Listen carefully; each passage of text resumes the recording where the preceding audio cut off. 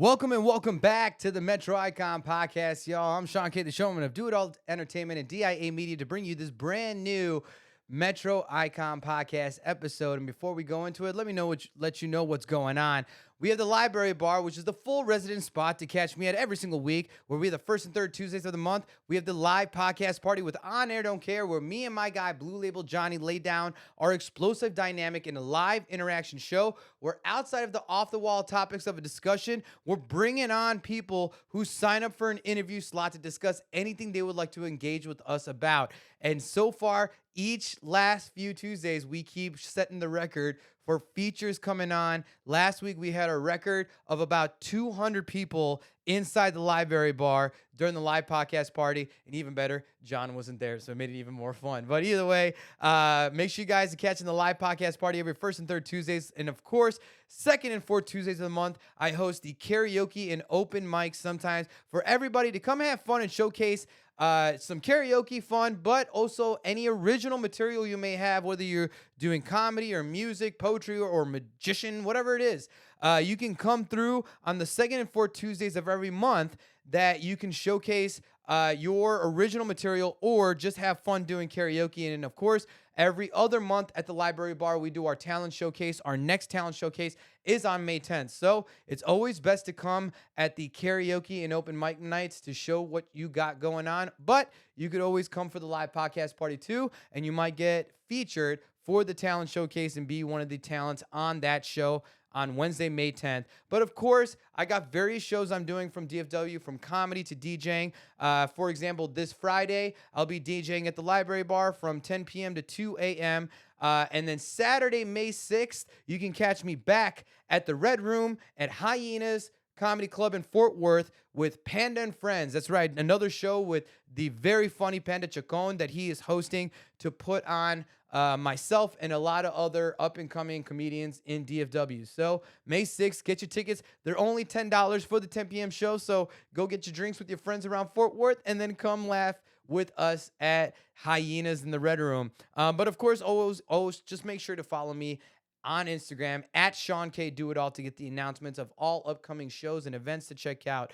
And of course, you know that these episodes would be nothing without our incredible sponsors, starting with our big one we love to talk about, InsiderCloth.com, the last microfiber cloth you will ever need. Because we all know the habit of using our shirts and fabrics to clean off our screens and glass lenses, not even understanding that you can ruin the quality of those glass lenses over time. Insider Cloth is that innovative solution that's so easy to apply that you can keep the fabric by just changing the fabric. Did I say fabric? I might have said fabric. Keeping the habit while changing the fabric. All you got to do is apply and peel it off, put on your shirt and iron on. It is super, super easy, y'all. Just go to insidercloth.com, apply the promo code DIACloth to receive 10% off your next order. You can tell that I had a few drinks after just doing this podcast session interview with our person. But anyways, insidercloth.com, DIACloth, on the promo code to receive 10% off your next order. The best kept secret to keep that common habit and always have that microfiber cloth hanging low-key on the bottom of your shirts. And then, of course, we have Teddy Johnson of D&K Contracting, the do-it-all contractor of your next home restoration project or insurance claim, especially with Texas bringing out all these new regulations on insurance claims to be able to get your insurance company to pay for that restoration project. This dude, Teddy Johnson, is going to take away your biggest headache to get that job done. All you got to do is just get a free consultation and email him at TeddyJ, that's TEDDYJ.DKcontracting@gmail.com, and you'll see why every single person that talks to him not only goes back, but tells their entire network that he's the guy to get it done for you. I promise you, he's going to give you the best return result for that next job you need to get done on your home. And of course, whether it is Do It All Entertainment for your next live event or DIA Media for your next media production, we are your one-stop event shop. Hit us up either for Do It All Entertainment or DIA Media. You can get fully covered with your contract package and get up to $150 off that next contract package just by mentioning the Metro Icon podcast. Y'all, this is a very, very fun episode because This episode was recorded actually before we started really working together, but I got my homie Michael Henry. He's only been doing stand-up comedy for a few months, but this guy is low-key a incredibly talented rapper and is actually about to release a full-blown comedy rap album. But he's got other albums that he's preparing for. We had so much fun, but since this episode, this sit down that we had, we have actually even started recording some of the music videos, and we put on for the media team. That's right, Michael Henry put on DIA Media for his video productions, for the music videos coming up for his upcoming comedy rap songs and singles. So this is a very fun one. You're going to want to get to know this guy. Turn your speakers up and get live. Here is my episode with the very talented Michael Henry.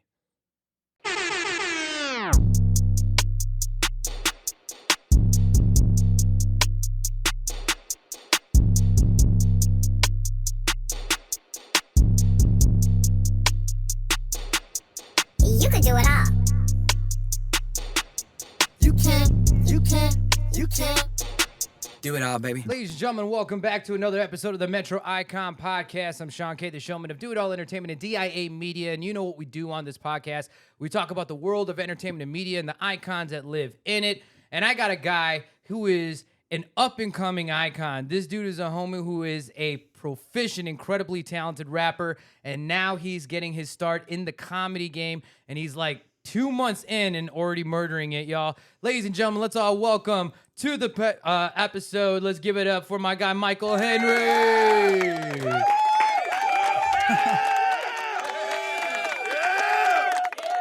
Appreciate the intro. I don't know if I've ever been referred to as an up-and-coming icon, but Yeah. I'll take it. You better take it, dude. Because listen, bro, I don't talk bullshit on this episode.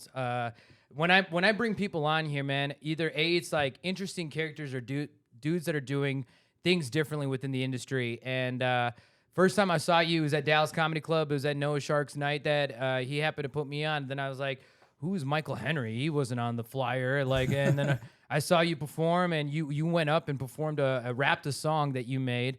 I think it was about like a Tinder date or something like that. It's called Splatters on My Face a Little, and yeah, it's a Tinder date that results, and I won't give away the whole song, but basically the girl shits on the table, it splatters on my face a little, and goes down from there.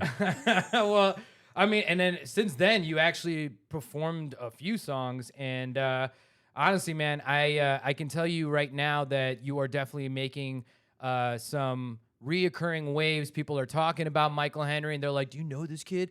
I'm like, "I know him. Yeah, I met him before and shit." So definitely happy to build a relationship with you. And then, of course, I had to pour you a glass of the Elvin Williams bourbon. So cheers, brother. Of course, thank you. Cheers. Go. And oh yeah, good shit. you like that, right? Oh yeah, it's fucking delicious. So I had to get you on the pod, man, because I mean, I knew that there was an interesting conversation to be had. We never really had a chance to like fully connect and fully get to know each other, but we've had short conversations, you know, at the mics that I've seen you at and everything. And we're doing this episode before I fill in for George Red Speaks at Comedy Arena to host tonight. So we're going from pod to comedy, and we're keeping this in the world that we live in. But you're a rapper first. Yeah, man. So I've been rapping for a long time, like probably over 10 years. And how old are you? 29. You young fuck. Just turned 29 Yeah. eight months ago. Oh, shit. Yeah. I just turned 36 3 weeks ago. So, Okay, yeah. so legit just turned 36. Yeah, I just turned 36. Yeah. Yeah, you still got the prime 20s figure, metabolism, I'm sure. Like you still look clean, fresh. You know? Yes and no. I just tore my labrum and had surgery like 2 months ago. Your labrum? Yeah, Is that your shoulder? My shoulder. Oh, damn. My whole shoulder. So, like, every time I've met you, I've given you a bitch-ass handshake. Maybe you noticed, maybe you didn't. But it's because, like, I just got out of the sling and, like, my shoulder is still messed up. Oh, shit. Yeah. How did you do that? Just wear and tear, lifting weights over the years. Lifting weights. So, yeah, I'm trying to get my physique back, but it's all abs and cardio right now. Yeah, that's not too bad, though. No. Hey, you said you had a date last night. How did that go? I did have a date last night. It's actually a really interesting story. So, Through Tinder? it was Bumble. Oh, okay. Yeah. I used to hate Bumble. I hated it. Yeah.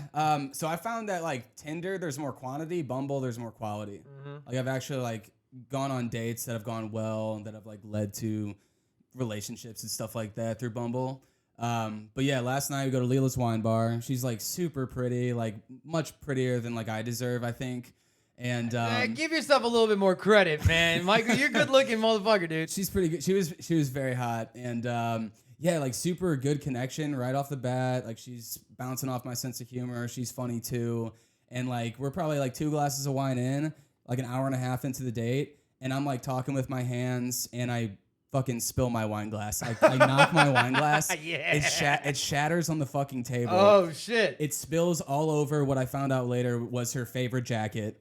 And so we spend like it just totally disrupted the momentum of the entire. Like it was one of the best dates I've ever been on. Like you were flowing well, flow state the and entire then you time. broke that flow Yeah. with wine on her outfit. Dude, yeah, But was she mad about it? Because if it was going well, it was going extremely well. I wouldn't say she was mad about it, but like it was her favorite jacket, and it really disrupted the momentum of the night. It spilled, like none of it spilled on me, and all of it spilled on her. Yeah. Like the trajectory of the spill was 100% on her lap and on her favorite jacket. oh shit. But I feel like it was like 15 minutes of like this. That was really awkward. That was embarrassing for both of us in front of people and stuff like that. But at the end of the night, like we walked down to it was on Lower Greenville, so we walked down nice. to Son of a Butcher. You know, had a conversation there, walked her to her car. Things went well. And I'm going to call her later. She's on a 12-hour shift today. I'm going to call her after the show at Connor. 12-hour shift. What does she work at? She's a nurse. Yeah. Those are the best, man. Yeah. No, Yeah. she's super cool. And yeah, we'll see if she actually wants to hang out with me again. I think she will, but we'll find out. I guess we'll find out, man. And if she doesn't, bro, she just, she's letting spilled wine ruin the opportunity 100%. to, like not keep a good connection going, then the Yeah. loss is going to be on her. Give me a legitimate heartbreak. Don't do this after one day. Yeah, That's yeah. anticlimactic. But also like to like lessen a date, like a date that felt good, more than likely on both ends, and to lessen it just because you had a natural little accident, spilling. I mean, It's an like, accident. Yeah, it is a straight accident. You know what I mean? And I'm sure that like if it all came down to it, if you had to help her get a new jacket or help her clean, I mean, like it shouldn't be a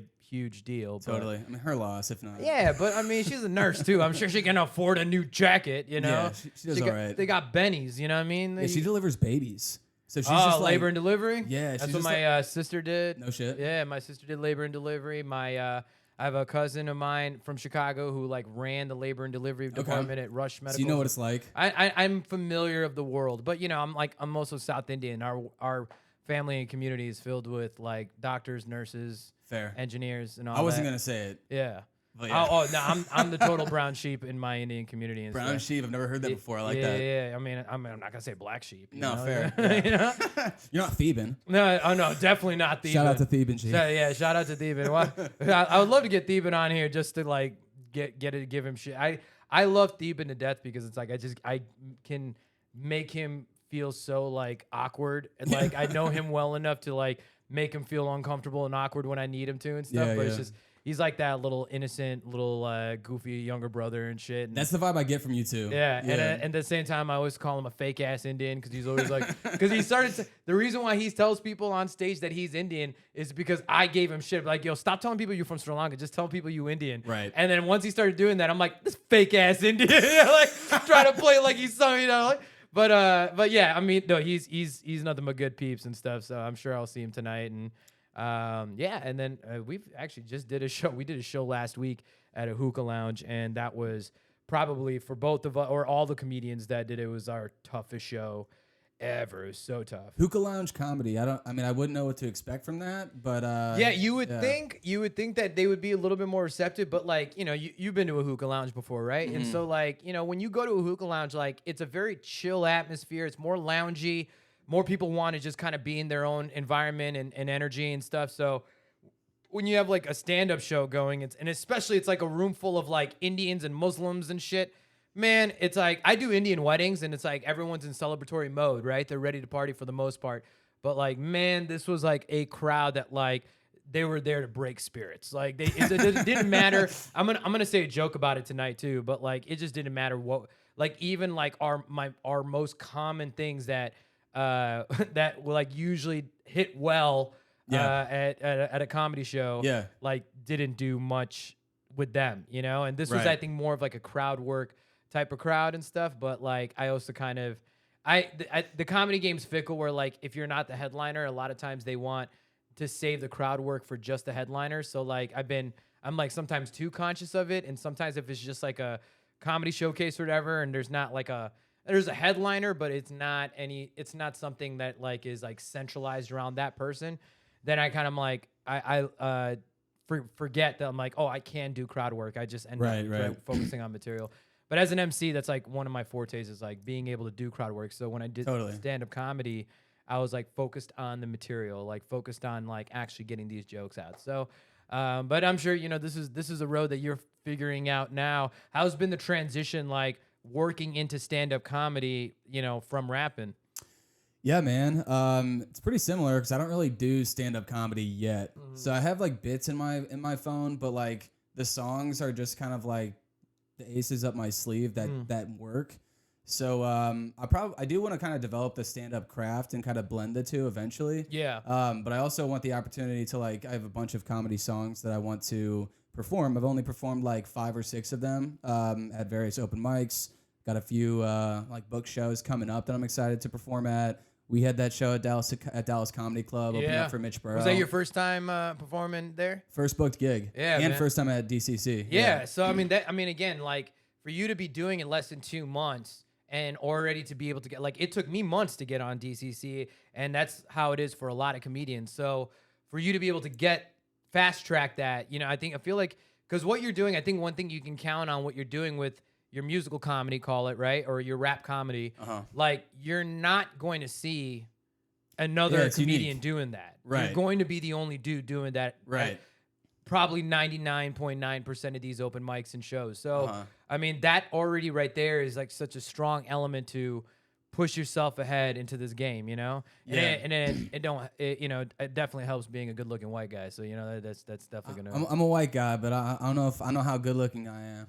you got to give yourself more credit, Michael Henry. I feel like comedy. You think this hot ass nurse from Bumble's not gonna would go out on a date without, you know, approving the maybe picture? You know, Yeah. I mean, yeah, I guess but stay humble. Feel free to keep right. staying humble. You can let the rest of the world call you a good looking white guy. Right. I'm 2 months into comedy. I feel like I need to be humble for at least 3. And then I'll let my ego just give run it free. 6. Give it 6. Okay. Give it 6, and then you can start to let the ego ride a little bit, maybe. Right. So you're an MC. I want to ask you a question about how this could possibly like be possible. Like my first show at DCC, I know you were in the green room. Maybe you witnessed this, maybe you didn't. But like 10 seconds into the song, it just stopped. Yeah, I remember that. It stopped in the middle. And then it picked back up. I thought the song had stopped, but really it just went silent. So whenever it like started, when I started to hear it again, I thought I was like where I left off. You know what I mean? And then turned out I was behind on the beat. So there was like 2 disruptions at once. Just looked super unprofessional. And eventually, like I figured out where I was in the song, and I finished the whole thing, and it went pretty well. But like, how did that happen? Like the sound guy just had to press a button. I have no idea. Like, I mean, again, if it was, it could have been a matter of like, if he put it on his laptop and the laptop has like a slow processing speed, it's just a matter of a quick lag delay, and then it just skips the song, right? What I would say is like, I would actually argue that it was actually a very professional performance. That's actually where I was the most impressed by you, is because as a person that understands musicality and like rhythmic delivery and all that kind of stuff and the way the song flows, because I know you had like dropouts in the song and everything like that. Yeah. I felt like you actually carried it very well, you know, outside of like you doing the little like look up to try and like I was so confused. trying like trying to like get back into the song. That's 100% what happened. And so like I noticed that, but the thing is you actually didn't carry the fuck up of the song in your performance. Yeah. You did what you're actually supposed to do and carry forward like nothing ever happened. Right. You know what I mean? It's the worst performances happen is when you have those fuck ups. I mean, in comedy, I feel like you can acknowledge when maybe you fucked up, like, or whatever. Even I think I just watched Chris Rock's new special on Netflix. Yeah. He had one joke where he like was saying he fucked up The delivery the or- one, yeah. one to deliver like a reference, right? Okay. And he was talking about Will Smith, and it was Yeah. like he said emancipation, but he was talking about his role in Concussion, and he's like, I fucked up that joke, but he just kept going, Yeah. and that's the thing you want to do is like no matter what happens, and it happens with me all the fucking time when I MC, bro. Like when I'm like emceeing a wedding and all that kind of stuff, like I have fucked up, pronouncing somebody's name wrong or like what I was supposed to MC or announce next. I ended up skipping it, and then people are like, whoa, what's going on? And so, like again, it's about just kind of keeping the show and momentum moving forward, right? And if you dwell on that fuck up, that's what everyone's going to remember. You're allowing everybody to remember you fucked up. And I don't think you did that. I think you actually like held yourself very well. Yeah. And I feel like that prepared me for spilling the wine glass all over my day last night. Yeah, it did, right? I mean, like it's one of those, what can you do? It happened, right? Yeah, It's something beyond, it's beyond your control. It's not an intentional action. It's an accidental action. Dude, can you just be my therapist? Yeah, dude, trust me, bro. When I tell you, I'm like literally a therapist for one of my episodes was with one of my little cousins. He was like my only family member I put on, and he goes to school at Austin or Texas. UTA? Yeah, UTA. Yeah, there we go, UTA. And so I went down to College Station because I was coming up from Austin, and he's getting his PhD in psychology. But like he calls me for advice, So Yeah. I'm like, motherfucker, you got to get this PhD. Dude, you're a because hype man. Then I get an honorary PhD. Yeah, If you exactly. have That's it, how then it I get works. honor. That's how it works. So I totally feel that because I mean I definitely have played I think that's a big piece of why me and George got so close is I feel like he valued my opinion very quickly. That was one thing about mine and George's relationship is that he valued my opinion very, very quickly. And he's been probably my biggest advocate in the comedy game. He's the one that put me on. He's the one that got me first paid and got me continually paid and keeps keeping my name relevant. And then as well with all these features he's doing outside of DFW, a lot of times he's headlining. They'll allow him to bring a feature, and he's always bringing me along. So I'm super grateful for him. But yeah, man, I have a pretty introspective perspective. I think a lot of things, and the way I look at Super positive. I try to be, but I think that I'm a very half glass full type of guy. Yeah. And I'm glad these glasses are half full. yeah, they're not. They definitely, I definitely pour a little bit extra to keep the conversation flowing. But yeah, man, I think I see life in a different way, and I think that my biggest development happened through therapy. Have you ever done therapy before? This, here and there, not, a little bit. So I did 18. When I did 18 months, I did 18 straight months, and it was from a bad relationship, and then 6 months afterwards as well. But through therapy, I kind of made a vow to myself that understanding. Well, I think self-awareness is the biggest thing that people lack, and is the most important thing to have, especially as a comedian. Oh yeah, for sure. It's all social commentary. Absolutely, and so when I realized that I was the number one person that I was lying to the most, and I made a vow to stop lying to myself about certain situations and not, making excuses, right? I think we make a lot of excuses or reasons of why this didn't happen or this didn't work out or why you couldn't get this done. And it's kind of people have a harder time of being able to acknowledge the real reasons of why maybe you didn't fulfill it. Some things are, again, beyond our control that, we can't do, or can't have no control or decisive action of how things roll. But ultimately, when I decided that, I'm going to stop lying to myself, I felt like the whole world made sense. And I feel like that created a lot more clarity. And I bring that to a lot of other people and stuff. So, I mean, man, I'm a big advocate to help. I realized my purpose was to create impact, plain and simple in its most simplest terms. My purpose was to create impact. And so however that is going to be, whether it's through my entertainment, or through marketing or helping a business or brand to elevate their stuff, or just helping somebody with, just some introspection that they need, that they can't see themselves. because I'll keep it 100. You know. Yeah, like, no, it comes across genuine for sure. I appreciate Thank that. you, man. I mean, well, I mean, and that's the only thing I feel like now I know how to be, right? And I Yeah. think that's like even with my fiance, she's like you're like honest to a fault, and I'm like, thank you, you know, like, Yeah, it's like like, do I look fat in this dress? Kinda. I'm like no, I would never say, I don't think I'm just playing. you know, no, but I don't think like By the way, I don't even know what your fiance looks like, so that was yeah, man. yeah. Yeah, bro.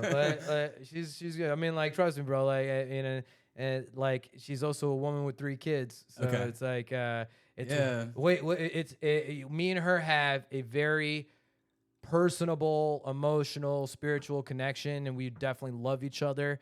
We're very different, you know, fundamentally. But I think that the reason why our relationship grew to the point where it's at right now is that because I was single for 3.5 years when I met her. And then it was like a month after I decided I was moving to Texas from Chicago. And that's when I met her. And like, When'd you move to Texas? End of 2020. Okay, so, And so, the like, whole pandemic. Yeah. And so like, well, no, like like November of 2020. So like, you know, pandemic started like March of 2020. Oh yeah. And so like it was like probably like May, June that I decided I was going to move to Texas. And then I met her beginning of July through Facebook. Oh wow. And then it was like me and her were so honest with each other. She didn't want to be in a relationship. I didn't want to be in a relationship. And we just let that be known. And it just caused us to be stupidly honest with each other. And that's actually what gravitated. Yeah, they say, you know, you get in a relationship when you're not looking for it. Bro, who you fucking telling, man? Like, it was ridiculous. And like, and it was at a point, you know, my singledom, and I in those 3.5 years, there were girls that I talked to, and there were girls that I got close with, but never came to a point where like, okay, she's my girlfriend. So what was like her differentiating quality that made it obvious that like I wasn't looking for a relationship, but I think this is right? You know, like, I think it was getting to know her on a deeper stance. I mean, I was the second man she's ever been with. You know, the only person she's ever been That's with always a good thing. was the father of her kid. Yeah, yes and no. Like, I'm a man that's lived my life. You know, like, Fair, yeah. especially in the entertainment game. I've lived my life. I've had a lot of fun. And once you get to your 30s, which you're going to understand very soon, like, you don't bullshit what you want. You know exactly what you're looking for. And then that's where you just talked about how, like, the reason why you're on Bumble is because it's quality over quantity, right? And that's where I was. It was quality over quantity. I've had my quantity, you know? And so, you know, it was understanding actually, like, what she actually has been through. In her last relationship, she's literally went through every form of abuse. And you were her therapist, the hype man, just I giving wouldn't- positive I wouldn't vibes. Even, I wouldn't even say that I was her therapist. I mean, I definitely like help her mentally and emotionally in a lot of ways, you know, in our relationship. But I think it was more so what really drew me is like who she was as a woman and as a single mother. Because like the father had no hand in raising those kids. It was all her. And you know, we became official after I met her kids because I was hoping her kids were going to be the one to make me want to walk away. Yeah. I was trying to find a reason. Good kids. And they're great kids. They're fantastic kids. And it's because they were raised by her. Yeah. But, you know, women who, I mean, you also look at Hispanic women. A lot of Hispanic women go through a lot of pain, trauma and abuse and all that. And it can turn them to become very morbid and very jaded or just like closed off and easily triggered, whatever, you know, but like just typically like I've never met a woman who's been through what she's been through and have such a beautiful grace and that's awesome, man. And I want to meet somebody that I talk exactly like you're talking to about your fiance about. You definitely will, dude. And also Latinas are my type too. Yeah, dude. Yeah, bro. How's your grito? You have a good grito? My greet? What'd you say? Your grito. Grito. That's like a you like yell or some shit. Yeah, I wouldn't say I have a grito yet. I need to work on it. Mi español es muy malo. Solo hablo un poquito. Yeah. I tried to speak. Soy español muy poquito. Muy poquito. Yeah, it's very low. Yeah, I tried. So the girl I went on a date with last night that I ruined her jacket, she was Colombian. And like I learned that. I'm like, hablas español. I've been to Colombia twice, man. Really? Yes, I've only been to have. Mexico. How's Colombia? I've been to South America 3 times. I went to Medellin and Cartagena in Colombia. Both beautiful places. I mean, like Medellin is kind of like It's like the Denver of Colombia. It's like it's Explain. it's a city in the mountains. Okay. It's literally a city surrounded by mountains. Cartagena is like the city along a coastline, like a beach. Okay. And so, I mean, but still both beautiful places. And then I went to Rio de Janeiro, literally the February of 2020, so right before the pandemic started. Dope. And we went during Carnival weekend. So I mean, So you and your fiance went to all these places Oh together? no! This is before I met my fiance. Gotcha. Trust me, the life that I lived when I went down in Colombia. Dude, I bet and Rio was sick. Rio was too insane, dude. It was. Yeah. It's a beautiful place. Oh yeah. It's a beautiful place. And you know, I think you have to have a knowledge of like third world countries a little bit to know like, all right, you know, some areas are sketchy and For all sure. that kind of shit. I probably have an advantage being a tan American. Right. Like they would probably want to come after your ass a little bit more. Probably. You know? So with the but girls. you have a little bit of like a Canelo vibe to you. Maybe. You know? No, yeah. But you know, just work on rolling them R's and stuff. But like, yeah, I mean, and then I've been to parts of Mexico, like mostly though doing weddings. So I've been flown out there Oh, dope. and all that. And but like, yeah, Colombia is beautiful. And then like, it's easier to, I think, if you know some Spanish, it's easier to navigate in Colombia than in Rio de Janeiro, because like Portuguese in Rio is like, it is completely different. I mean, Oh, there's yeah. very few words that are similar to Spanish, but other than that, it's like very, very different. Yeah, I know zero Portuguese. Yeah. Yeah. Well, I mean, I know zero, but I mean, like Google Translate was like my best friend. Yeah. I just download the Portuguese stem, and that's literally how we communicated and stuff. I mean, Yeah. thank God for technology. So did you like grow up in a bilingual household? yeah, Okay. So I'm a first generation. So okay, so you speak what no, else? I don't. Oh, okay. I grew up in a bilingual household. Okay. I'm not bilingual. Okay. Yeah, I probably like, and it's funny because it's like even after dating my fiance, I feel like I sing or say more words in Spanish than I know my own like Okay. South Indian language. Yeah, is like a goal of yours to learn Spanish or not? I would like to. I would not, you know, disregard it. I would love to, you know, because like English is my fiance's second language. She speaks Spanish Really? way easy. Yeah, she's Where is she from? Like what? Is so from she lives in Mexico? She lives in northern Indiana Okay. with her kids. I'm gonna be moving them down here in the next few months. Sweet. So That's exciting. but she's a Spanish radio personality, traffic director for like this Spanish radio station up in northern Indiana. So like like Spanish is definitely, that is her main forte. And like, Yeah. you know, there's a lot of like, ¿cómo se dice moments, you know, where she's like trying to figure out Really? like, Okay. what's the word for this and all that. But Uh-huh. I don't know, it's fun, you know, like Yeah, dude, I love that. yeah, and I think that like I, you know, kind of found this little bit of an enjoyment of being able to kind of like explain some references or some things that like don't make sense that are very, very regular, ordinary to me, right? And so, but either way, you know, there's a lot of discovery that comes. But I mean, she's just a naturally beautiful person. Her episode will be coming out before this episode is released. So Yeah, and I feel like there's also like an innate acts of service repetition in those relationships, because you're always like explaining things, you know, helping her out with, you know, just, you know, language things and stuff like that. And she's all, if you're trying to speak Spanish, she's helping you out with that. So, cause like when I went to Mexico, I went for like 2 weeks and I met this girl and we went out like 5 times, and I probably spoke almost as much Spanish as her English. And so the whole time we're just like having a fun time trying to help each other out. And it was just a really interesting dynamic. Just like, it's just like repetitive acts of service. you know what happens actually when you meet somebody, you know, that you're attracted to, but like, and you guys don't speak the same language.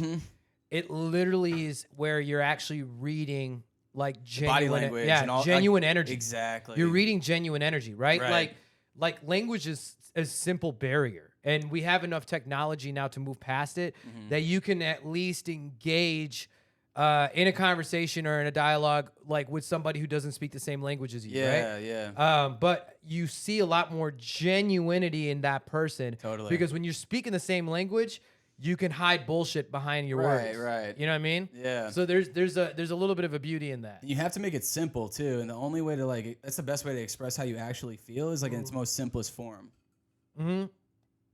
But I'll tell you this, like when I was in Rio and like the way the Google Translate works with the Portuguese, like I would say certain things and the way it would translate it, they're like, no, that's not right. Like Yeah. you're definitely not saying that. You know, Right, it's like right, something right. completely off. So it's like, again, you're still trying to navigate it, but then, you know, if you find like an interesting enough energy that like you end up trying to figure it out, you know, then Right. you know, a lot of times it ends up becoming a very, very fun relationship that develops. Dude, last night I tried to say, what do you want me to do in Spanish? I said, ¿Qué me quieres hacer? And she's like, what? And I'm like, ¿Qué me quieres hacer? And she's like, do you know what that means? I'm like, yeah, what do you want me to do? And she's like, no, that means what do you want to do to me?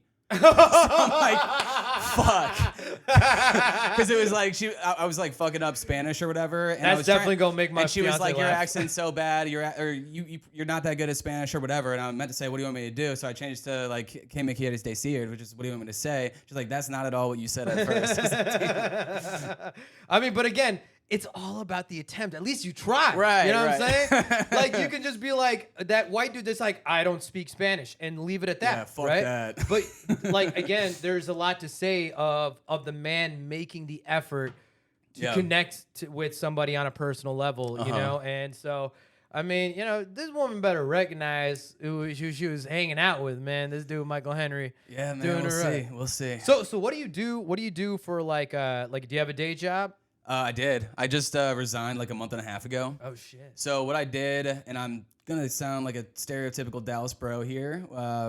For 7 years I worked at a wealth management firm. So I was in sales. Basically, what we tried to do, and I'll try not to bore everybody for too long here, but basically, Bored up. I would reach out to a bunch of high net worth investors, get an understanding of their investment situation. Most people did not want to talk to me. So I would try to like at least get them open to a conversation, learn about how they're invested, what are their goals and objectives, is their investment strategy the best and most efficient way to achieve those. Oftentimes they were in situations unbeknownst to them where the guy that was in charge of managing their money was absolutely reaming them with commissions and fees and all that stuff. But he might have been a guy that they met on the golf course or they met at church and they trust him. They just don't know about finance. So my job is to kind of get them to trust me enough to at least show me like under the veil of like how they're invested, and I can objectively point out like this is what he's charging you, this is the investment strategy that you're directed towards, and here are your goals and objectives, here's why it's misaligned. So yeah, that was my job For 7 years. that was my job for 3.5 years. Then I managed the training program, so I trained a bunch of people to do that same thing, and then I led a team for 2 years. But yeah, after that, like recently, Do you have a good quitting story, or were you just like, dude, I was tempted to quit and have a good quitting story, but like after some reflection, I'm just like, no one gives a shit about my gripes with certain situations or anything like that. I'm just gonna like clean break it, you know, give respect to everybody who was, you know, who I liked. Like I had a good conversation with a bunch of the people at the office who I had a good relationship with. And I was just like really objective and professional to the people who, you know, the superiors and whatnot. So I tried to handle it as maturely as possible, and I wouldn't have done it any different. Yeah, well, I mean that's fair. I mean, did you tell them though that you were leaving to become a full-time rapping comedian? No, they're like, what are you gonna do? They're like, what are you gonna do next? And I'm like, I'm evaluating several options right now. Just kept it vague. That's the best like email response that you can do, keeping it professional, you know.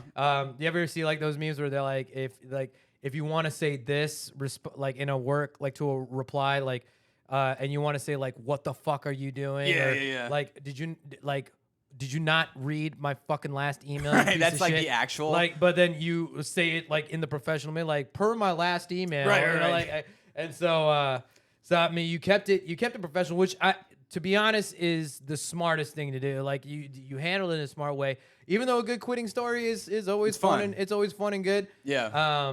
You know, you handle it in a great way because you never know where that relationship could possibly benefit you in the future. Like at DCC, I wanted to yell at the sound guy, like, you are ruining my life. But I figured that might burn a bridge, so I didn't. You never know. And he's like, if I'm ruining, here goes your mic. You know, like you never know, right? But again, it's like I don't think even with what happened at DCC, that wasn't like an intentional action. That was like the computer fucking up. But again, you handled yourself well in that performance, you know? So again, that's a positive thing to note. And you know, make sure you give yourself some credit and some grace on that. So So do you like so you have no hustle going on? I'm assuming maybe you saved some money and you're kind of holding yourself. So I'm good. I'm good for a while. Okay. So yeah, right now I'm focusing. I wouldn't say I have no hustle. Come on, man. no work. No work. Well, I stay busy. Yeah, So okay, that's good. One of the reasons why I quit is because I had 50 songs that were written that I just didn't have the time, the energy, or anything like that to actually like lay down and make something of it. Some of which being my comedy. So yeah, like I have a guy that I've been working with for like 10 years who we collaborate in terms of the mixing and mastering process. That we're kind of getting everything into its final form. I have a few albums coming out probably in the next 6 months or so. I'm still kind of trying to learn and plan the marketing as strategically as possible. Sure. So one of them is the comedy album. I'm probably gonna have two because I have 18 songs right now. I don't think I've like gathered enough steam behind me to just, blow my entire load on. Didn't mean it like that. Yeah, you did. Poor word choice. Like if I release an 18-song album now, it won't get as many, I think, listeners as if I release a 10-song now, get some attention and buzz behind it, and then 10 later. Yeah. So I'm planning it out that way. I'm also like you were kind of alluding to earlier, like 10 years previous to now, like I haven't been doing comedy rap for very long. I've just been doing rap. Like I released 2 mixtapes in college, and I've released 26 singles on all the streaming platforms. I did like a Mash Monday thing because my rap name is Mash Lewis. So for every I was confused on your IG when you like I was like, Mash Lewis. Yeah, what's that? It's my initials. MSH is my initials. So Mash and then Lewis. I'm from St. Louis, Missouri. So are you? That's what it's Chicago. So we're not. Yeah, not Midwest. Yeah. Y'all got Kanye, we got Nelly. So there we y'all go. were ahead for a while, but I think we caught up. How many Air Force Ones do you have, bro? I'm gonna be honest. You know what's so funny, dude? I asked this question to so many St. Louis motherfuckers, and so many of them were like, man, I got no Air Force Ones, man. I got Air Maxes. I got like retros. I'm like, none of y'all St. I'm not a Louis? sneakerhead. I'm not a sneakerhead. But, Oh, really? But I'm calling my my actual rap album "The Best Revenge." And it's kind of a misleading, well, not misleading title, but it's got like an unexpected meaning. It comes from the phrase like the best revenge is living well. So it's like, yeah, kind of like, an ode to the past that I'm leaving behind and just kind of making my future a little different. It's kind of like... You're living by your truth now. You know what I'm saying? Like exactly. You're not living by an obligation. You're living by your truth now. I'm living in service to who I am rather than what I have. Fuck yeah. I'm all about that life, dude. And that's literally like my jump into entertainment full time. That literally was what it was. It's like, like I've seen guys that were working full time or had these companies and they were making it work and they made a great career for themselves. And I just kind of asked myself, why not me? And what were you doing before that? I mean, I graduated with like a marketing background in copywriting, but I pretty much was working different like sales, marketing jobs on the side and stuff. And dude, I was just jumping from company to company to company because it's just like it's just hard to find it was hard to find a company to like get behind because if I don't get behind the product, you gotta believe in it to sell it. Exactly. And so like once I knew that I was like, I don't fuck with this. It's like I didn't spend that much time there. I was like, I'm not gonna waste my time. And so, but like my last corporate job, literally before I went into entertainment full time, was working at Groupon. Okay. So I was selling with them at the headquarters in Chicago, which was a journey. And I'm like, I was there for like a year and a half and learned some great stuff, and I did well. But like, once I left there and I was looking at the next one, I'm like, why am I gonna apply to some place I'm just gonna be another number, right? Gonna be another turnover, And it's like, yeah, dude, you gotta do things that make you excited. Yeah, and so again, it's like. You're investing yourself into a person or an entity that can literally get rid of you in the drop of a hat, and then you're just like it's now business. And so like at a certain point where I'm just like again I just said why not me and when entertainment and I haven't gotten myself to like a financially sound place, but my financial circumstances got higher. I've been able to reallocate and make hustles happen and still pay my bills. So I know you're gonna make it happen. What we're gonna do right now is we're gonna take a short break right now. I'm gonna go use the bathroom. So give you guys an opportunity to go ahead and take advantage of all these special offers from our amazing sponsors of the Metro Icon Podcast. We'll be right back with Michael Henry. Are smudges and marks piling on your sunglasses? Got fingerprints all over your cell phone? And still have the bad habit of using your shirt because you keep forgetting your microfiber cloth? Introducing the Insider Cloth, the innovative, best kept secret to keep the habit without forgetting your microfiber cloth. General Fabrics just puts dirt around and with the moisture can create microabrasions which can damage your glass surfaces over time and still leave you not seeing things clearly. With Insider Cloth, it's super easy. Just press, iron on, and you're good to go. Apply to most of your common wear and fabrics, and it's 100% machine washable and safe. Now you can do what everyone else does, but your secret will be the right way. Go to insidercloth.com and get 10% off your next order with promo code DIACloth. That's DIACLOTH. Insidercloth.com. Keep the habit, change the fabric. And now for all those homeowners out there, whether you need to get a new roof or you have a home restoration project you need to get done, y'all got to hit up my guy, Teddy Johnson of DNK Contracting. He is the most elite choice of all your commercial or residential contract needs. Teddy Johnson has been proudly serving DFW and providing all roofing style needs, as well as gutter and siding installation, custom metalwork, kitchen and bathroom remodels, fence building, window replacements, and so much more. And especially when dealing with those tedious insurance claims, Teddy Johnson provides the most outstanding quality of work and customer service you won't receive anywhere else. You got to email him now at teddyj.dkcontracting@gmail.com. Get a free consultation on your next home restoration project or home repair. And of course, y'all, you know I got to talk about my businesses. Do It All Entertainment. For anyone looking to amplify their next live event, whether it's a corporate event, conference, or that special wedding celebration with your loved ones. Do It All Entertainment brings the highest and most dynamic performance entertainment with top quality audio and visuals. There's literally no limit to what we can provide and can be accomplished at your next event. So visit us at doitallive.com or email us at info@doitallentertainment.com. Mention the Metro Icon podcast to get a unique offer on your next event package. Then, of course, we have DIA Media for your go-to media production and creative consultation needs. If you're looking to amplify your business or brand visual promotions and trying to start a podcast of your own, reach out to DIA Media through our Facebook page and mention the Metro Icon podcast to get a special offer on your production needs. Yo, now I gotta tell you about my number one spot in all of Fort Worth. This is the Library Bar FTW. It's the most unique bar and entertainment venue located in downtown Fort Worth, Texas. From its chic library ambience, multi-level beercade gaming space, you can find the most dynamic events and party atmosphere you will not find anywhere else. And it's always the spot you can catch me at. Check out the Library Bar at 611 Houston Street, right at the center of downtown Fort Worth, and get everything you could ever want on your night out. Hey, what it is, what it do? It's your boy Blue Label Johnny, giving you the Blue Label Weekend Itinerary. On Friday nights, you can catch me with the lovely staff of Hooters Grand Prairie, kicking off the weekend in style. And on Saturday night, the party's going down. I'm busting out the karaoke. I'm at Eagles Point in Saginaw. And on Sunday, to close out the weekend, you can catch me in downtown Fort Worth at the Library Bar. Check in with me all weekend long, ladies and gentlemen. I'm holding the party down.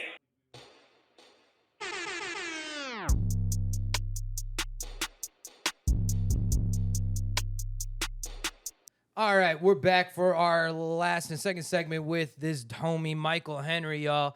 A very, very talented individual, and we got a little deep and personal with this last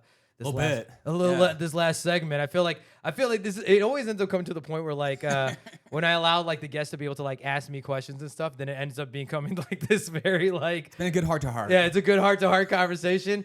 But I mean, so like now I think. Now that you're in this grind that, you're fully in your own mode, right? Yeah. It's an interesting dynamic because, I was emceeing when I had a full-time job. And you're absolutely right in a sense where you don't sometimes have the energy you need to really make a lot of these creative move happen or Right. these passion move happen. and you know, and that those doors open once you kind of fully invest yourself into the game. Totally. And now that you're in it, and you're still young, dude, bro, like you're still fucking young, and so I think there's a lot that's happened because again, in this very short time, I know your name has been circulating for yourself, you know, for what you're doing. So, you know, what's one thing that you're trying to accomplish, like within like the music that you're putting in with what you're rapping or singing, because you do sing as well. A little bit. I'm a better rapper than a singer. Okay, and so that's what I've been kind of sensing. But obviously, now that you've been come into stand-up comedy, like where do you see yourself in a year? Like, what are you trying to achieve ultimately? Yeah, so I'm still trying to figure that out because like I've been getting booked like 3 or 4 times, but I'm also hearing it's going to be more difficult to like open for major artists and get certain opportunities just because my act is so different.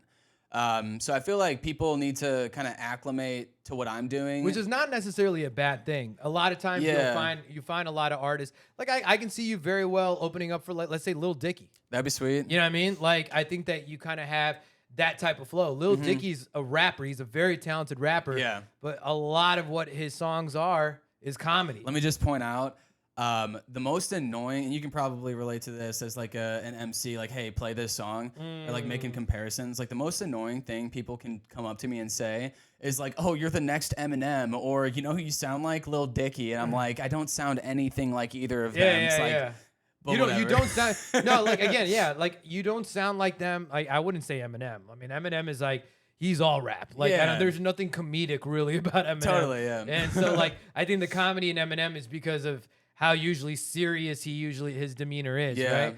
But with you, like I think there's a spirit that's definitely very inviting, you know, and I think that really draws people in. Like I can tell you right now, when you have performed even at the open mics and stuff, there are people that are out in the audience and they're like, yo, who the fuck is this dude? You know, like again, like I've heard it. Like and people ask me like, do you know this Michael Henry dude? I'm like, fuck yeah, that's my dude. You know, like yeah, bro. Appreciate that. Appreciate that. But yeah, the next step, like I'm learning how to edit video on Final Cut Pro right now. Oh, nice. Like I invested in a nice ass 4K camera.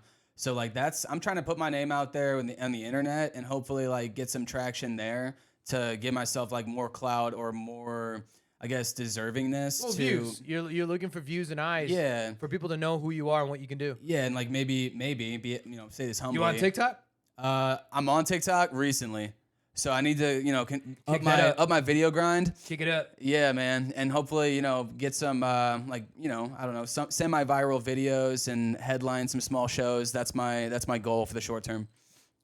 I'll tell you what, like I mean, the one thing is like if I were to shoot it, I mean, I could always shoot on a phone, but like I always bring you know, you see me bring my camera and stuff, and I like to shoot it in the wide because it just looks cleaner, and then you could always just vertical cut and kind of zoom in. So I personally have been terrible at being able to put like my clips out and stuff. I also think that I'm very, very critical. Like there's one thing that I've noticed that I do way too often. You're your own worst critic.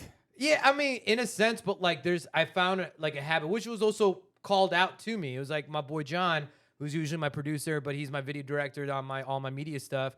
And he kind of called it out to something that I've recognized, but like didn't fully acknowledge. But I realized that I say and shit a lot. Like I'd be like saying something and I'd be like, you know, what the fuck and shit. You know, like it just I just always end my sentences with and shit. And I've now been doing it for so long. Like I seen old videos and I'm seeing myself. I'm like, man, I've been doing this for too long. I feel like you're getting better at it. 'Cause I don't remember hearing it. Yeah, today. Maybe I'm wrong. I've been kind of conscious. Like in low key in the back of my mind, I've been conscious of it. Where like even these podcast episodes I've been releasing, like I would hear me say it, and then while I'm listening back to the episode, I'm like, fuck, you know. Like, I think you're doing a great job and shit. Hey, thanks, and man. shit. Yeah. That means a lot because I've definitely been working on it.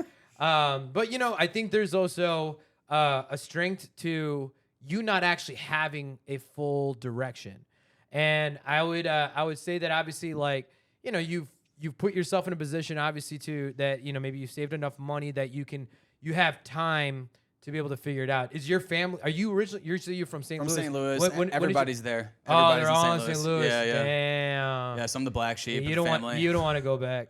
No, man. There's not a lot for me in St. Louis. Bro, listen, I've been to St. Louis a few times. It's great. It's great. It's a Hey. great city. I definitely have walked from one end of the city limits to the other side, and Right. You don't even have to be in good shape to do that. Less than an hour and a half. Like it wasn't like and like your city museum is pretty cool.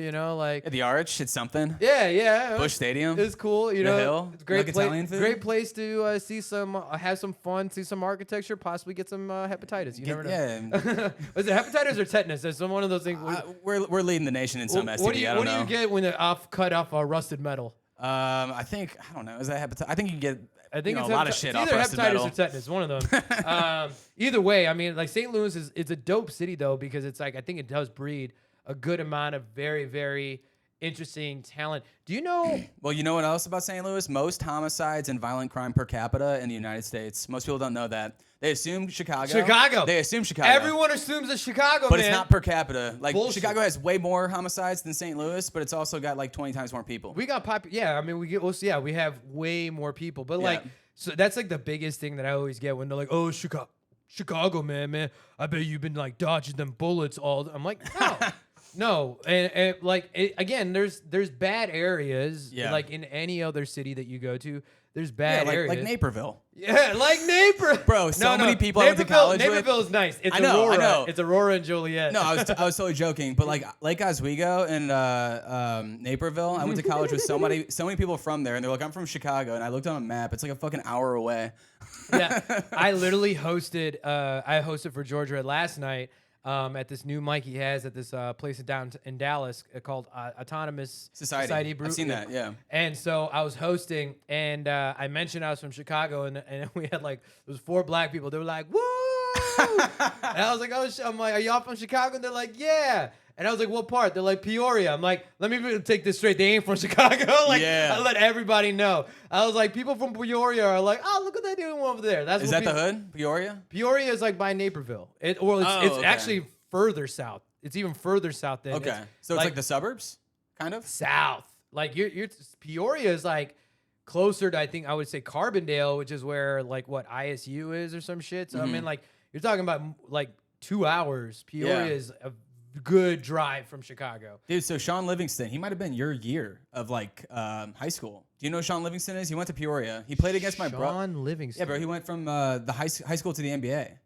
Like he didn't even go to college. Oh wait, I do know that name. Yeah, he played for the Golden State on a couple of their championship teams. Yeah, he played against my brother in high school. It was like the most lit thing because I was the water boy for my brother's team. Oh, really? And then the next year, this dude went to the NBA from high school. And he went to Peoria. You know what? Now that you say it, you kind of have a water boy face a little bit. Oh God, Bobby Boucher. My mama said. Yeah, my mama said. My mama said. My mama said. Football's the devil's game, Bobby. It's funny because Teddy played football at OSU and shit. Yeah, I'm just looking for a Vicky Valancourt. You feel me? Vicky Valancourt, man, to go do those devil shenanigans. You know? Oh yeah. I feel you, but you know, like, but yeah, I mean, yeah, I'm familiar with the name. There was actually a couple. What was it? Garofalo.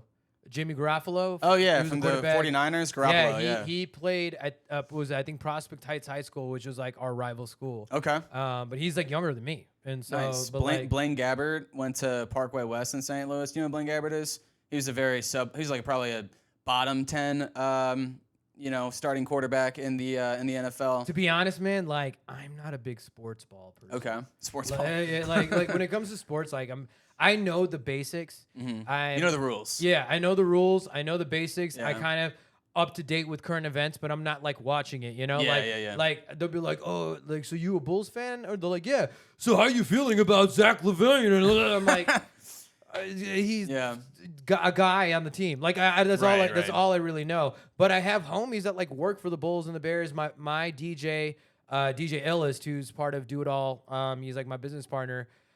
He's like one of the official DJs for the Bulls. And then I have my boy Real, who works for the Bulls and the Bears. And so like I have a huge network that like works with all these professional teams in the entertainment. I've done a couple like affiliated public events with the teams, just never That's dope. directly with them. But like I have very little sports knowledge. Like Yeah, I've fallen off on my like fanhood to sports. Like I used to be a huge football fan whenever the Rams were in St. Louis. Yeah. We went to LA, kind of broke my heart. We've never had a basketball team, but I've always been a huge basketball fan. It's my main sport growing Yeah, up. so St. Louis don't have a football team anymore. Not anymore. No, dude. Cranky, Damn. Stan Cranky. We call him Satan Cranky. You know, But, took him to LA. The Blue Jays. You got the Blue Jays, right? No, we got the Cardinals, bro. Oh, Cardinals. Toronto. I'm so sorry. See, don't know No, sports balls. but Cardinals are like the second most successful baseball Yeah. franchise in history, Yeah, which is pretty cool. So your baseball team is good, and then Blues are good sometimes. The Blues, the St. Louis Blues. Maybe you were thinking of that when you said the Blue Jays. The hocky team. totally, yeah, that's exactly hockey. That's what I was thinking about. Yeah, It was yeah. I'm the gonna give you some charity of interpretation hockey there. team. Yeah, exactly. Well, I mean, and you've been in DFW for how long? 3.5 years. Oh, so you're not that much longer than me then. Yeah, I You moved kinda- here from Portland, Oregon. Oh shit. Yeah, so I've lived a few different places. Okay, so I mean, outside of St. Louis, then, like, where else have you lived? Just like Columbia, Missouri, I went to Mizzou. So first 22 years of my life, all Missouri, the greatest state in America. I think everybody would agree with that. And then I flew out to Portland, Oregon, and went to Portland, Oregon. You know, experienced the outdoors, the 9 months of the year that rained every day, the weirdness, the Blazers, all that stuff. It was fun. But didn't see myself like settling down there. Like I couldn't like live my whole life in Portland. So I thought Dallas would be like at least a fun adventure, and I haven't looked back since. It's my favorite city I've lived in. I honestly agree with that. Like and I tell people all the time because it's like I go back to Chicago like 15 to 20 times a year to do like events. Oh, that's a shit ton of times. And like my network or people out there, or sometimes they just hit me up to just kind of catch up, and they'll be like, "When you moving back?" I'm like, "Never." Like like I'm fucking never moving back. Like it's just like everything as far as like just the flow of living and how things are out here. It's just so much better. And like I came out here. Like people always ask me like, "What brought you out here?" I'm like, opportunity. The development out here is stupid, bro. Like if you look at DFW, like is a region, like even within the last like 10 years, like it looks nothing like what it looked like 10 years ago. you know? Right. And it's like Chicago, pretty much it's like the scale of like the city pretty much looks the same. There's just different business, or the building is branded differently, or the business is branded differently. So it's like, Dude, the last time I went to Chicago was for a bachelor party, and no bullshit, we got into a street brawl at like 2 a.m. sounds about right. Yeah, like I don't even know what happened. Like I was with a group of very drunk people. I wasn't even that drunk. I was like the most cool-headed of almost everybody probably. And I don't know, like I think someone yelled at this group of Armenians, which becomes relevant in a second, that they were like a loser. Like I don't know if they yelled first and we yelled back. I don't really know what started it. I just know that a group of 5 Armenians came up and like were like very proud of their Armenian culture, and apparently that means you're a total badass. Yeah. Because they were like, "We're Armenian. Like, do you know how? Like, you You can't don't fuck with even us." know about us. Exactly. Yeah, that's a perfect accent. Buddy, don't even try, buddy, okay? Yeah, yeah. And then my future brother-in-law at the time literally gets like punched in the forehead in the middle of like a 4-way intersection. It's like two the forehead. It's like Close to the hardest part of your head. exactly. He probably broke the guy's hand, but like he had this gash on his forehead, and luckily it was 2 a.m. Otherwise he would have been like running into traffic. But yeah, like I wasn't trying to fight a gang of Armenians in the middle of Chicago at 2 a.m. I was like, I like my life too much. Chicago is the place where like the statement where they say nothing good happens after 2 a.m. is like evidently true. Like, So true. Like New York, like you can find It's still buzzing. Yeah, it's still buzzing. You can still find a great time Uh-huh. after 2 a.m. in New York. In Chicago, it's like nothing good happens after 2 Right. a.m. And so, and I would imagine probably St. Louis is probably like that a little bit too. 100%. Yeah, so like I've stayed up way too many times past 2 a.m. in St. Louis, and I can count on zero hands how many times that was good. Yeah. And so and I learned that very late into my 20s, but by the time I learned it, I was just like, I'm not putting myself in a situation or scenario that like keeps me going or rolling. Like even was like I was trying to holler at a chick and I'm like still trying to close, and it's like after 2 a.m. Like it came to a point where like if I could, that's not your first choice either. If like when you're hollering at a chick at 3 a.m., she's not your first choice. or I've been putting in mad work, you know, like it's just like I'm too far into this game to stop, you know. Yeah. But either way, you you live and you learn and stuff. I want to make sure because since I am hosting, I want to make sure that we do get the butt. Before we close off this podcast, I mean, I do have 2 things I want you to do. The first one I want you to do is I do want you to perform one of your songs. Oh, so unexpected. I don't know. So what's this? Oh, I have one of your beats. Okay, cool. Holy crap, how did you get that? I don't know. You know what? It's crazy how Apple devices work. You can just pull things from you. Yeah, dude. So, all right. So I have this song. I don't know if you want to give any context or you just play it. All right, you know what? Let these people know this is my guy Michael Henry with the original right here. Audio. All right, I can hear my audio now. Gotta shorten up the intro now. Want me to start over? Yeah. That's my bad. Like I'm like all excited and then it's all good, brother. So yeah, if you've been listening to this podcast, you already know a little about me. I'm an alpha male. That much is self-evident. I was a 6'5" Division I athlete. Not anymore. I'm 5'9". I'm not gay. I drink beer. Girls text me. I go to parties. I'm a heterosexual male. But I'm not saying I'm gay. Like you know me. Like I'm not saying I'm gay. Yeah, but you're not. Yeah, not definitely saying. not. Well, I'm not saying I'm gay, but like at the same time, it's like I'm not saying I'm gay, but if Justin Bieber dropped his hat and didn't notice it, I wouldn't give it back. I'd put it on, then I'd probably never wash my hair. I'd never take it off, it's something I would always wear. I'm not saying I'm gay, but I remember my friends' birthdays. The future is female is what my shirts say. I also like mermaids. Yo, I'm not saying I'm gay, but that's a nice purse, babe. I'm not saying I'm gay, but I got a skincare routine. Plus, I prefer fruity drinks, and when Harry Styles smiles while playing his guitar, that's a really cute thing. I'm not saying I'm gay, but instead of saying peace, I say toodaloo, that's more natural to me. That phrase be rolling off the tongue. I go outside to skip, I ain't going for a run, hell no. I'm not saying I'm gay, but even if I was, with that there wouldn't be nothing wrong. I'm just saying I'm not gay, I'm proving that with this song. I'm not saying I'm gay, but even if I was, with that there wouldn't be nothing wrong. I'm just saying I'm not gay. Yo, I'm proving that with this song, Sean. Yo, I'm not saying I'm gay, but if Shawn Mendes wanted a hug, he'd be letting go first. And if he wanted to hire me for whatever the job it is on tour, he'd be getting this work.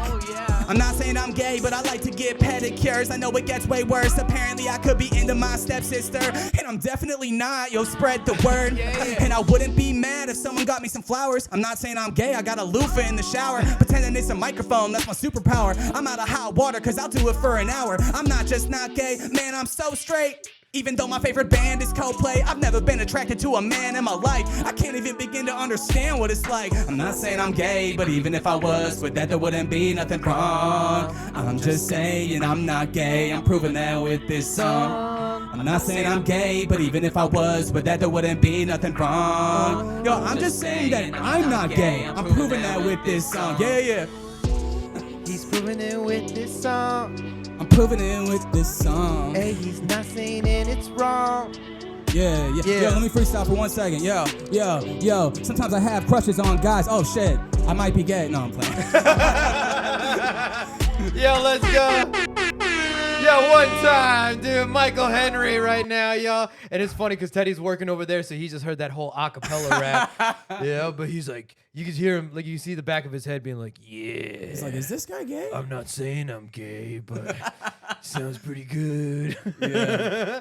Well, dude, let's come on, fire shit, bro. Shout out gay people. Shout out gay people. Shout out single ladies on Bumble and shit. You gotta holler at this dude, Michael Henry, man. That shit was fire, yo. That shit was flex bomb. Dude, that was the shit, bro. And I'm excited, dude. I'm excited for what we're gonna do. But like, I wish we had more time together because I know that I wanted to do a creative cook, so we're gonna have to do another just 100%. hang out just to do a creative cook, man. Because I know that there's something for you and I to be able to like Let's match link back. up. Yeah, bro. Let's collaborate. You know it's on now. So before we close out this podcast episode, I have all my guests close out with a final saying. It can be anything from a word, a quote, or any type of phrase, but I essentially frame it where like if this were to be the last thing you were to ever say on camera, Oh God. what would you put out into the world? Close it out. It's all you. Yeah, in the words of my biggest inspiration in life, Mac Miller, follow your dreams.